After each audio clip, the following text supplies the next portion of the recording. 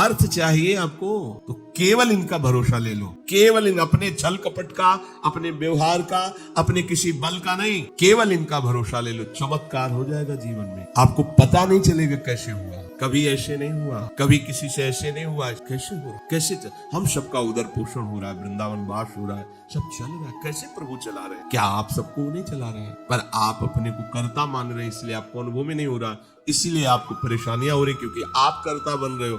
अगर विश्वंभर कर्ता को कर्ता मान लो और उनके आश्रित हो जाओ तो जो चाहोगे मिल जाएगा, अगर न चाहोगे तो वो मिल जाएंगे, जो चाहोगे मिल जाएगा। बिल्कुल कोई चाह न करो तो जो व्यवस्था उनको करनी करेंगे और वो स्वयं मिल जाएंगे। अर्थार्थी भक्त को धन संपत्ति वैभव चाहिए, पर वो केवल हरि से चाहिए, दूसरे से नहीं। पर ये ध्यान रखना, इसकी परीक्षा होगी। आप अपने इष्ट देव के अनन्य होकर के यदि आप अर्थ चाहोगे तो बहुत जल्दी आपका परिवर्तन होना शुरू हो जाएगा। पर आचरण आपके पवित्र होने चाहिए, भी ध्यान रखना। आचरण की अगर पवित्रता नहीं तो फिर शिकायत मत करो। आप अपने आचरण पवित्र करो और नाम जप करो, केवल हरि के आश्रित रहो, फिर देख लेना। अगर आपको लगता हो कि भगवान के भक्त बहुत गरीब और ऐसे, सच्ची पूछो, उनको आकांक्षा नहीं। प्रभु जबरदस्ती व्यवस्था करते, उनको आकांक्षा नहीं हो। 4 रोटी मांग ली है, पूरा जीवन प्रभु के लिए। उन प्रेमी महापुरुषों की चरण धूल अगर शरीर का स्पर्श कर ले तो पावन। देवता तरसते हैं उनकी सेवा के लिए, सिद्धियां हाथ जोड़े खड़ी रहती है, पर वो अकिंचन महात्मा किसी से कुछ नहीं चाहते। कि ऐसा न समझो कि हमारा दास,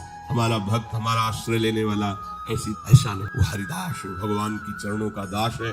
समस्त ऐश्वर्य संपन्न भगवान उसके अधीन हो जाते हैं जो भक्ति करता है। अगर आपको अर्थ चाहिए तो केवल भगवान का आश्रय ले, दूसरे का नहीं। अब ये कोई छोटी मोटी बात नहीं, देख लीजिए अंदर से।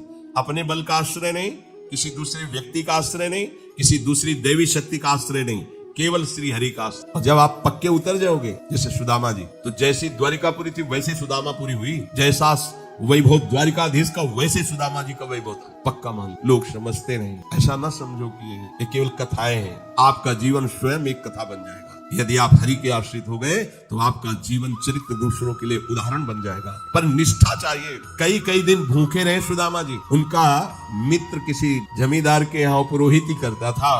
जब पालकी से निकलता था, कहाँ गली गली डोल रहे हो कृष्ण कृष्ण बोलते हुए, आओ हमारे यहाँ, हमारा जजमान धनी है, आके थोड़ा वेद पाठ कर दिया करो, पूरे परिवार का पोषण कपला रहता है। हम वादा करते हैं, उनका नहीं। हमारे जजमान तो श्री घर आते, पत्नी पूछती कुछ मिला, 5 घर हुआ है, कुछ मिला, चलो तुलसी दस्त और चरणामृत। भगवान भगवान। अगर धन ही चाहिए, सुदामा जी की इच्छा नहीं थी, उनकी पत्नी की इच्छा के कारण वो भी इच्छा भगवान ने पैदा की। ये भक्त जनों को ऐसा ना समझो फटे पुराने कपड़े पहने या ऐसे घूम रहे बड़े अभागी हैं, हम तो बड़े भाग्यवान हैं क्योंकि हमारे पास सारा ऐश्वर्य है। ऐसा ना समझो, उनके भाग्य में ऐश्वर्य बनाने वाली मशीन मिल गई है, श्री हरि। वो इस ऐश्वर्य को क्या करे, श्री हरि मिल गए, जिनके रोम कूपों में अनंत ब्रह्मांड वास करते हैं। वो भगवान उनके यार है, उनके प्यार है, वो दूसरे की तरफ क्यों ताके। और जिज्ञासु जो जानना चाहता है, भगवान को केवल भगवान ही जानते हैं, दूसरा नहीं जानते। पक्की बात सुन, भगवान को केवल भगवान जानते हैं, दूसरा नहीं जानते। बोले संत महात्मा, इनको भगवान ने जना दिया तो ये भगवान के स्वरूप हो गए। सोई जाने जे देहु जनाई और जानत तुम्हें हो जाई, जानत तुम्हें हो जाई। अब वो ढांचा केवल बाहर से दिखाई देता है, मनुष्याकृति, पर अंदर वो ब्रह्मविद ब्रह्मवि भवत। भगवान को जान करके वो भगवत स्वरूप हो जाते हैं। जानत तुम्हें हो जाए। जानने के लिए एकमात्र भगवान का आश्रय लो। अगर तुम्हें जानना है संसार क्या है, भगवान क्या है, मेरा स्वरूप क्या है, तो एकमात्र अंदर से श्री हरि का आश्रय लो, वो तुम्हें गुरु रूप से मिल जाए। बस उनकी आज्ञा का पालन करो तो जो गुरु है वही शिष्य हो जाता है। शिष्य की पूर्णता गुरु स्वरूप में स्थित हो जाना, भेद खत्म हो जाना, अभेद हो जाना। जो गुरु है वही शिष्य का हृदय हो जाता है। ढांचा 2 दिखाई देंगे, अब गुरु शिष्य में किंचन मात्र भेद नहीं रहा, अभेद स्थिति को प्राप्त हो गया। यही गुरु के वचन पालन करने का फल है। जानत तुम्हें हो जाई, वो इष्ट स्वरूप हो जाता है, वो गुरु स्वरूप हो जाता है। ज्ञानी जब भगवत स्वरूप का साक्षात्कार हो जाता है तो जिसके अंदर अभेद भावना होती है वो मोक्ष को प्राप्त, और जिसके अंदर प्रियता होती, थोड़ा हृदय द्रवित होता है, वो आगे बढ़ जाता है। उसके अंदर फिर दास्य सख्य वात्सल्य आदि भावों का प्रेम जागृत होता है। ये मोक्ष से भी स्वादिष्ट है। जो मोक्ष सुखानुभव करने वाले बड़े बड़े महापुरुष हुए, उनके अनुभव निकले जब इस प्रेम का रसास्वादन किया। जैसे भगवान के ही स्वरूप से सुखदेव जी, जब लालजू की रूप माधुरी श्रवणेन्द्री से गई, और वो तो सिद्ध महापुरुष है, जैसा शब्द सुन रहे वैसे ही भाव में रूप जागृत हो रहा है। उनको कोई ध्यान थोड़ी लगाना है, बरहा पीडम नटवर बपू, तू वैसे ही सामने नटवर बपू बिक गए एकदम उस रूप को। इतना सुंदर श्याम, इतना सलोना श्याम, ये तो ब्रह्मानंद को भी फीका कर देने वाला रूप है। उठ खड़े हुए 18,000 श्लोक कंठस्थ के, श्रीमद् भागवत के 18,000 श्लोक कंठस्थ। और ये ऐसे महापुरुष है जो जन्म सिद्ध है। अपने पिता व्यास जी को स्वयं उत्तर नहीं दे रहे, वृक्ष उत्तर दे रहे हैं। सुकोहम वृक्षों से निकल रहा है। ऐसे तदात्म भाव को प्राप्त महापुरुष, अर्थात ब्रह्मानंद से भी श्रेष्ठ श्री कृष्ण का रूप रसास्वादन। मधुसूदन सरस्वती जी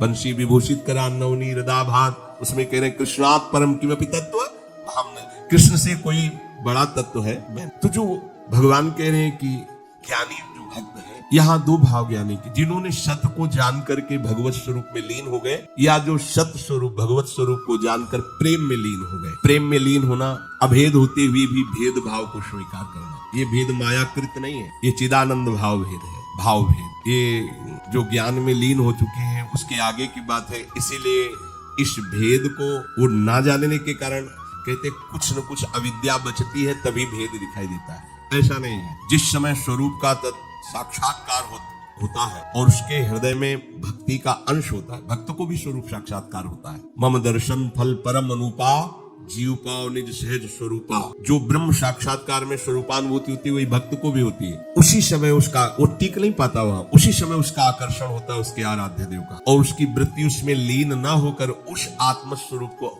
अपने आराध्य देव के रूप में देखता है, और इतनी तन्मयता हो जाती है कि अपना विस्मरण हो जाता है, बस केवल आराध्य देव रह गए।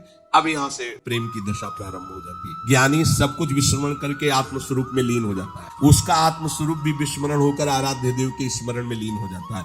ये प्रेम की बात। भगवान कहते हैं 4 प्रकार से जन मेरा करते हैं, कोई सब महान है। अब इसमें सूक्ष्म बात यह है कि अगर हम केवल भगवान से धन चाहेंगे तो धन मिलने पर भी हम माया में नहीं फंसेंगे। जब हम स्वयं अहंकार प्रेरित होकर के कर्म करते हुए धन कमाते हैं तो उसमें आसक्ति होती है, हम उसमें भोक्ता भाव करते हैं, और जब भगवान की तरफ से मिलता है तो प्रसाद भाव रहता है। ये सब प्रभु का प्रसाद है, और प्रसाद होने के कारण वो प्रसन्नता रहती है, धनाभिमान नहीं रहता है। प्रसादी सर्व दुखा नाम हानिरस्योपजायते, अंदर प्रसन्नता रहती है और भगवत कृपा का उसको प्रतिपल अनुभव होता रहता है। इसलिए वो धन के राग में न फंसकर प्रभु की तरफ ही खिंचता चला जाता है। कितने कृपालु प्रभु, कितने कृपालु प्रभु। और धनाभिमानी, देहाभिमानी, मैंने ये किया तो इतना लाभ हुआ, मैं इसको ऐसे भोगूंगा, अब ऐसा करूंगा तो इतना और लाभ होगा, वो खिंचता चला जाता है अहंकार की तरफ, ये खिंचता चला जाता है प्रभु की तरफ। अगर प्रभु से हमें धन मिला, प्रभु से कामना की, तो वो कामना संसार में फंसाएगी नहीं,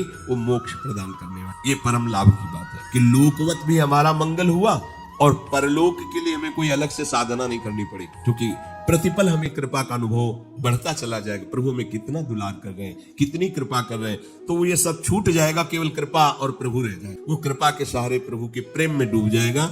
ऐसे कितने भक्तों के चरित्र हैं। जब हम संकट निवृत्ति भगवान से चाहेंगे तब लगेगा अच्छा कोई दूसरा मेरा साथ। भगवान ने ऐसी कृपा, तो अपनी अनुभूतियां जो होती है और प्रभु की तरफ हमें प्रेरित करती है। संकट निवृत्ति के बाद वो प्रभु को भूल नहीं जाएगा, वो प्रभु में आसक्त हो जाएगा। ये आंतरिक बात है, सूक्ष्म बात है। आर्त कोई भी भक्त जो हुआ हो और उसकी संकट निवृत्ति भगवान ने की हो और वो भगवान को भूल करके संसार में ही रमण कर रहा हो, ऐसा नहीं हुआ। भूलने की वो चेष्टा भी करेगा तो भगवान उसे भूलने नहीं दे, क्योंकि उसने आर्त भाव से ही सही पर प्रभु का आश्रय लिया है, और प्रभु का आश्रित कभी माया में फंस नहीं सकता है, पक्का है, चाहे किसी भी भावना से आश्रय लिया हो। और जो भगवान से जानना चाहता है भगवान को, उसको कभी ज्ञानाभिमान नहीं होता। अगर हम पढ़ लिख करके जानना चाहेंगे तो जान भी नहीं पाएंगे, पर हमें ज्ञानाभिमान हो जाएगा। अगर प्रभु से जानेंगे, गुरु कृपा से जानेंगे तो कभी ज्ञानाभिमान होगा। इसीलिए हमें अगर सांसारिक सुख भी चाहिए तो केवल हरि का आश्रय ले,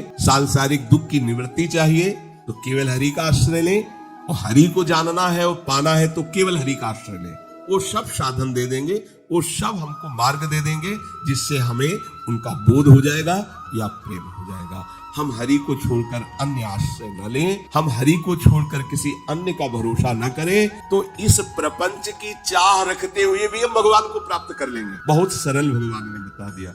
अब भी समझ में ना आवे तो आप, हमारी यही तो चाहे है, हमें धन मिल जाए, हमारी दुख निवृत्ति हो जाए, हमें ज्ञान हो जाए, हमें मोक्ष हो जाए, सब हो जाएगा। केवल भगवान का आश्रय ले लो और नाम जप करो, पर गंदे आचरण मत करो। आहार विहार संयम से करो, शास्त्र संयम से। अब करो गंदा आचरण। जो गंदे आचरण वाले थे जब प्रभु की शरण में आए तो उलट गए, फिर दोबारा नहीं दिखा उधर। तो क्या हुआ, वो महात्मा बन गए। अब अपनी भगवान की शरण में आए, अगर गंदे आचरण करते रहेंगे तो अनुभव नहीं होगा और ये होगा कि पता नहीं भगवान आपके ऊपर प्रसन्न होंगे इसलिए ऐसा हो गया, हमारा तो नहीं हुआ। आप आचरणों को, भगवान का बल आपको सहयोग दे, आपको बचाएगा।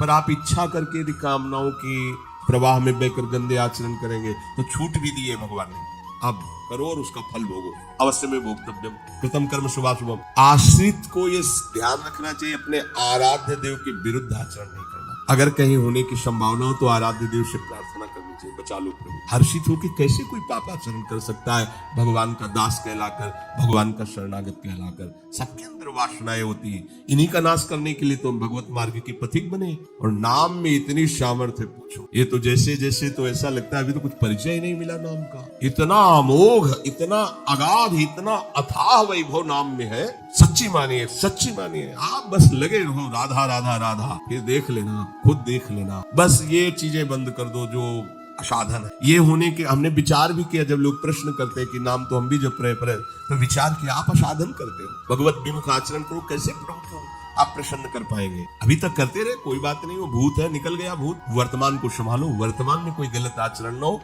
तो आपका परम मंगल श्री हरि कर। ये जो त्रिगुणात्मिका माया के द्वारा जिनकी बुद्धि ढक गई है, ये लोग आसुर भाव के हो जाते हैं, राक्षसी स्वभाव। ये मेरा श्रेय नहीं लेते, ये महान नीच कर्मों में ही सुख की खोज करते हैं। पाप कर्मों में स्वाभाविक इनकी रुचि होती है। ऐसे मूढ़ मनुष्य मेरी शरण में नहीं। भगवान कह रहे हैं मेरी शरणगत, मेरे चरणारविंद का आश्रयगत जो भाव तुम्हारे अंदर आएगा, तुम समस्त माया के प्रभाव से तर जाओ। पर क्यों नहीं आते सब लोग, जब इतना आनंद का मार्ग है?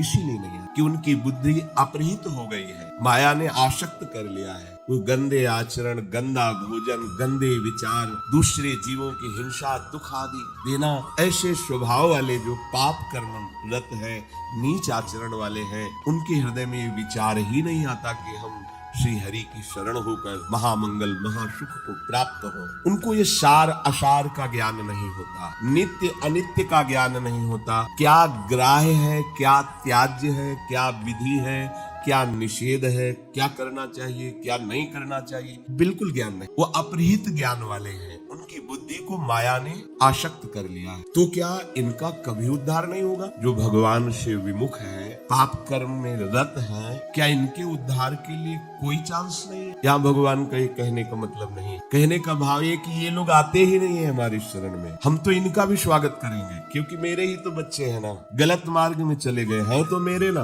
पर ये स्वीकार कर ले कि मैं प्रभु का हूँ। ये कई परिस्थितियों में कभी कभी ऐसे दुराचारी पापाचारी जनों का भगवान के चरणों में समर्पण हो जाता है। कभी ऐसी परिस्थिति आती है कि कोई उसका साथ नहीं देता, हर जगह उसको ठोकर मिलती है, हर जगह अशांति, जिसके लिए उसने जीवन समर्पित करके ऐसे पापाचरण किए, उन्हीं के द्वारा उसको दुत्कार, तिरस्कार, धोखा मिलता है। तो उसका हृदय पुकार उठता है कि अगर कोई ईश्वर है तो मुझे स्वीकार करे। या किसी भगवत प्रेमी महात्मा का उसने अनादर कर दिया, क्योंकि हिंसा स्वभाव वाला है, पाप कर्म में रुचि रखने वाला, श्रद्धा तो रखेगा नहीं संतों के प्रति। कोई ऐसा जो भगवत प्रेमी महात्मा है, उसका अनादर कर दिया, उसका अपमान कर दिया, और उनकी दृष्टि उस पर पड़ी और उनको दया आ गई उसकी दशा पर, और उन्होंने भगवान से प्रार्थना कर दिया, तो भगवान उसको क्षमा करके क्षमा कर। देखो, मुनिन कर क्रोधो मुक्ति दातार। यदि किसी महात्मा का कोई दुष्ट अपमान करता है, अगर वो महात्मा प्रार्थना न करे तो भगवान उसका बहुत बुरी तरह नाश कर। जो अपराध भक्त कर करे राम रोष पावक सोजरे। पर यदि कहीं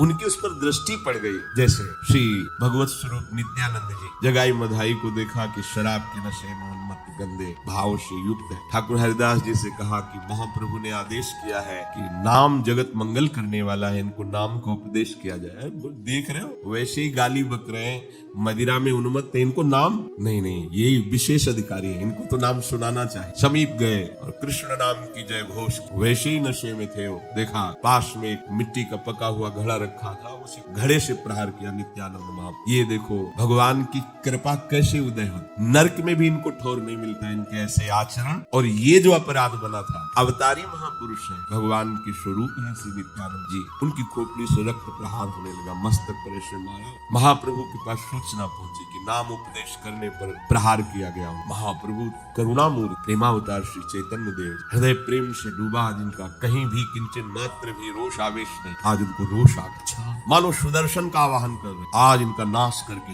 ये हमारे प्राण प्रिय नित्यानंद जी को दुख दिया। नित्यानंद जी महाप्रभु के चरण पकड़, प्रभु आपका अवतार इनको महान भगवत प्रेम में डूबोने के लिए हुआ है, नाश कर प्रभु आप कृपा सिंधु, आप कृपा कर उनको महाभागवत बना दिया, गंगा में खड़े करके सारे पाप ले लिए मां। बड़ा विस्तार से आप विचार, क्या इनका कभी कल्याण हो सकता था? लेकिन कैसा संयोग बना, पूजा नहीं की, प्रणाम नहीं किया, हाथ नहीं जोड़े, खोपड़ी फोड़ दी। ये है महापुरुषों का प्रभाव। कैसे ये महानता है संतों की, जिन्होंने उनका मंगल किया, जिन्होंने निंदा की, जिन्होंने मारा, उनको परम पद प्रदान। संत मुनिन कर क्रोधो मुक्तिदाता।